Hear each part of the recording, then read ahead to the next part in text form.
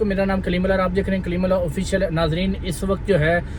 خبر بہت بڑی آئی ہے جو آپ تک پہنچانے کے لیے گاڑی کے اندر ہی جو ہے میں یہ ویڈیو ریکارڈ کر رہا ہوں، اور خبر یہ ہے کہ تحریک لبیک پاکستان ہمیشہ کی طرح ایک مرتبہ پھر جو ہے وہ پاکستان کے عدالتی سسٹم کو ایکسپوز کر دیا ہے۔ پاکستان کا جو عدالتی سسٹم ہے اس کی پول کھول دی ہے۔ تحریک لبیک پاکستان جب بھی عدالت میں اپنا کیس دائر کرتی ہے، کوئی پٹیشن دائر کرتی ہے، وہ علامہ سعد رضوی کی بازیابی کے حوالے سے ہو، یا وہ علامہ سعد رضوی کو حبس بیجا میں رکھنے کے لیے ہو، یا وہ تحریک لبیک کو کل عدم غیر قانونی کروانے کی حیثیت سے ہو، تو جو عدالت ہے وہ یا تو اس کو ناقابل سماعت قرار دیتی ہے۔ اگر کوئی جج اتنی جسارت کرتا ہے، اس کو قابل سماعت قرار دیتا ہے، تو اس کے بعد اس کو پر اتنا پریشر کریٹ کر دیا جاتا ہے کہ وہ جو ہے سماعت سننے سے قاصر ہو جاتا ہے، اور خود جو ہے اس کیس سے خود کو بری و ذمہ کر کے جو ہے وہ کسی نئے جج کی طرف جو ہے وہ رخ موڑ دیتا ہے۔ تحریک لبیک کا یہی ہوا ہے اس کیس کے اندر کہ تحریک لبیک پاکستان کے سربراہ علامہ سعد رضوی کو حبس بیجا میں رکھا گیا تھا۔ اس حبس بیجا میں رکھنے پر جو پٹیشن دائر کی گئی تھی تحریک لبیک کی جانب سے، اس کو خوش قسمتی سے بڑی مشکل کے ساتھ جو ہے وہ سماعت کے لیے مقرر کیا، اور آج کے روز وہ سماعت ہونی تھی۔ برہان معظم جو تحریک لبیک کے مایہ ناز وکیل ہیں، تحریک لبیک کے نہیں بلکہ پوری دنیا میں عالمی شہرت یافتہ وکیل ہیں، اور وکیلوں کے اندر ایک اپنا بہت بڑا قد رکھتے ہیں، وہ اس کیس کی جو ہے وہ پیروی کر رہے تھے۔ تحریک لبیک کی طرف سے وہ کیس لڑ رہے تھے برہان معظم صاحب، اور آج کے روز جو ہے وہ سماعت مقرر کی گئی تھی۔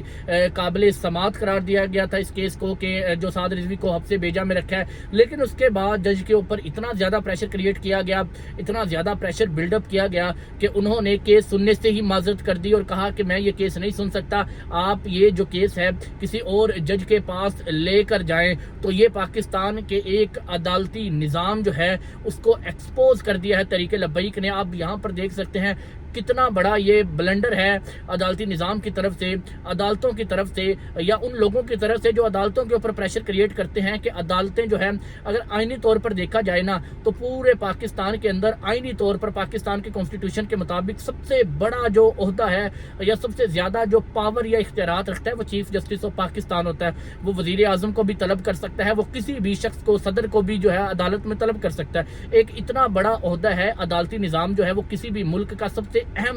اختیار ہوتا ہے،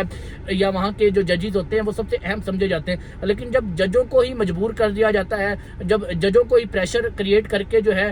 وہ اتنا پریشر کریٹ کر دیا جاتا ہے کہ ججز معذرت کر لیں، تو آپ یہاں پر سوچیں کہ ایک عام شخص کو یہاں پر کہاں سے انصاف ملے گا، جب تحریک لبیک پاکستان جو پاکستان کی چوتھے نمبر پر سب سے بڑی سیاسی جماعت ہے، جو پہلے نمبر پر سب سے بڑی مذہبی جماعت ہے، اس کے جو سربراہ ہے وہ ان کو حبس بیجا میں رکھا گیا ہے۔ 8 ماہ سے ان کا کوئی عطا پتہ نہیں۔ اگر وہ کیس 8 ماہ بعد قابل سماعت قرار دیا گیا، پہلے تو اتنے بڑا بلنڈر اور اتنا بڑا جو ہے یہ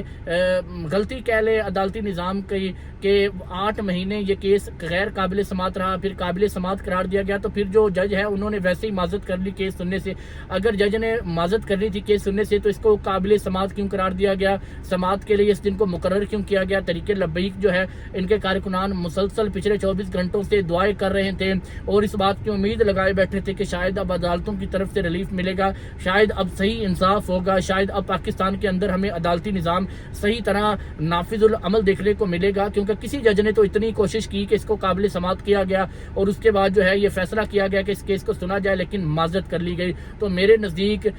یہ بہت بڑا جو ہے عدالتی نظام کا ایک پول تھا جو تحریک لبیک نے کھول دیا۔ اور یاد رکھیے گا تب تک تحریک لبیک کو کسی عدالتی نظام سے ریلیف نہیں مل سکتا، کسی جج کے تھرو ریلیف نہیں مل سکتا، سعد رضوی کو منظر عام پر نہیں لایا جا سکتا کسی بھی عدالتی طریقہ کار سے، جب تک حکومت خود نہ چاہے، جب تک حکومت کے ساتھ مذاکرات نہیں ہو جاتے تحریک لبیک کے، تب تک آپ علامہ سعد رضوی کو نہیں دیکھ پائیں گے، یہ بات طے ہے۔ اور ان کا بڑا لمبا پلان ہے کہ علامہ سعد رضوی ہو گئے، عمران خان ہو گئے، یا جتنے بھی اور ان کے مخالفین ہیں، ان کو بڑے لمبے عرصے تک جو ہے ان کو جو ہے منظر عام سے غائب رکھا جائے تاکہ حکومت کرنے میں آسانی ہو، اور حکومت یہ کھل کر سکے۔ اور پاکستان کی ایک بڑا طبقہ جو ہے وہ اس حق میں بھی ہے، پتہ نہیں کس بنیاد پر، لیکن اس حق میں ہے کہ پاکستان کے اندر جو ہے ایک حکومت جو ہے ایک لمبے عرصے کے لیے آئے تاکہ پاکستان کو بہتر کیا جا سکے، لیکن ہمیں بہتر ہوتا ہوا پاکستان نظر نہیں آ رہا۔ پاکستان میں پیٹرول مزید بڑھتا جا رہا ہے اور 250 سے لے کر 400 تک اگر پیٹرول پہنچ گیا تو یہ حکومت کی ناکامی ہے یا پاکستان کی ناکامی ہے۔ پورے ایشیا کے اندر کہیں پیٹرول نہیں بڑھا سوائے پاکستان کے اندر۔ تو یہ جو لوگ سوچ رہے تھے کہ ایک مستقل حکومت اگر آئے گی، اس کو 8-10 سال دیے جائیں اور وہ پاکستان کو بہتری کی طرف لے جایا جائے گا، تو ایسا ہوتا نظر نہیں آ رہا۔ تو تحریک لبیک نے ایک مرتبہ پھر عدالتی نظام کو ایکسپوز کر دیا ہے اور تحریک لبیک کو عدالت کی طرف سے ایک بار پھر مایوسی کا سامنا کرنا پڑا۔